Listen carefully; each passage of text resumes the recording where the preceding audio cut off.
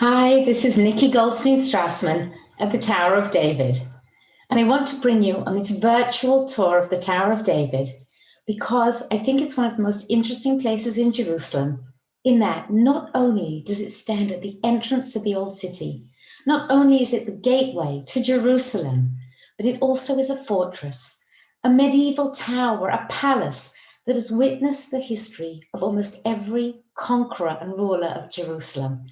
And when you walk around the archaeological garden, you can see so many different time periods.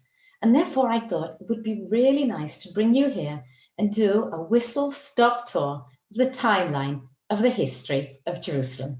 So follow me and let's begin. Oh my goodness, what do we have here? Before we start talking about ancient history, I think we should talk a little bit about what's going on at the Tower of David today. So they are in the middle of a renewal and conservation project. And this $40 million project will totally reshape the entrance to the old city of Jerusalem. Not only are they building a new visitor center, redesigning the entire museum exhibition, but they also, of course, are conserving the history. And as they do that, they're finding more and more things. They're absolutely unearthing history, because the Israeli Antiquities Authority is on site. And every time anything is found, it is researched. And soon we're going to do another tour, totally different, and tell you about all the exciting new things that are found here.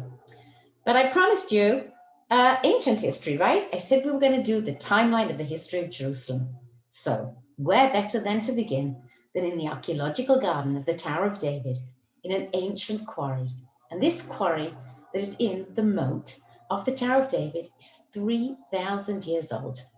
Yes, I can hear you saying, how do we know it's 3,000 years old? Who told you? How do we date a quarry? Well, interestingly enough, you can date a quarry. You can date it based on the tools that they use to do the chiseling. And based on the chisel marks here, the archaeologists think this is around 3,000 years old. That means it could have been Canaanite, it could have been early Israelite, probably from the time of King Solomon. So I like to imagine stones coming from here to build Jerusalem, and maybe even the first temple.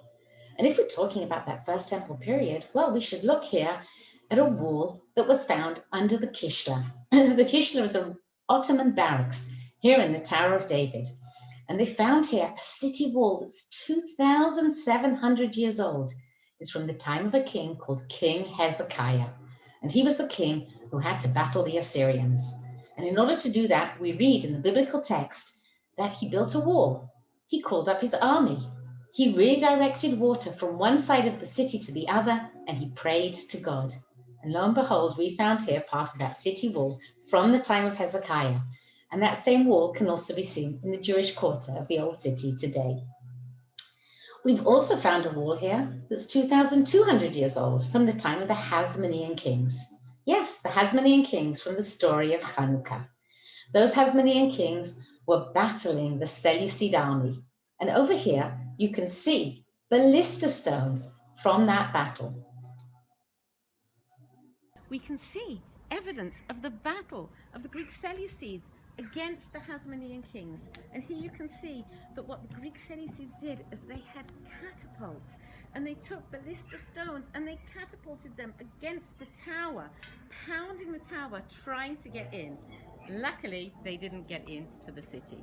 And if we look around here on the other side, we can see here again the defense wall built by the Hasmoneans. And this is the time of Hanukkah. Just to remember, it makes me think of Judah Maccabee. What else do we see here? Well, Herod the Great came after the Hasmoneans. After all, Herod was married, amongst other wives, to a beautiful Hasmonean princess called Mariam. We can see here a staircase which would have led down to a magnificent pool. We can see here a huge tower, one of 3 huge towers built here in Herod's luxurious palace. But unfortunately, that palace didn't last very long. Neither did Jerusalem or the Second Temple that he rebuilt, because very soon along come the Romans and destroy Jerusalem. And after the Romans have destroyed Jerusalem, they too need to rebuild Jerusalem. In the Jewish quarter today, you can see remains of the Roman Cardo, a main passageway leading through the center of the city. And here in the Tower of David, we can see roof tiles that the 10th Legion the legion of the Roman army that conquered Jerusalem made here and left their mark. Next, Jerusalem will be conquered by the Muslim armies, the Umayyad Jerusalem. And during this period, they will build huge towers here in the Tower of David, and of course also the very beautiful Dome of the Rock that stands till today. Next will come the Crusaders. And the Crusaders came, battled Jerusalem, rebuilt Jerusalem, anointed themselves kings in Jerusalem. And so we can see here in the moat that's now being part of the renewal project, that moat here is Crusader moat from the time of the Crusaders in Jerusalem. Next will come the Mamelukes, then the Ottomans, and then of course the British Mandate period. Jordanians will be here for a while, and brings us now to the modern Israeli period. And I want to end my whistle-stop tour by showing you Jerusalem from the top of the Tower of David. And I've purposely brought you here in the snow to show you that it doesn't matter if it rain or shine, whatever the weather, Jerusalem is beautiful, and it's definitely the place to be. Can't wait to see you again here soon. Look out for my next tour. Bye.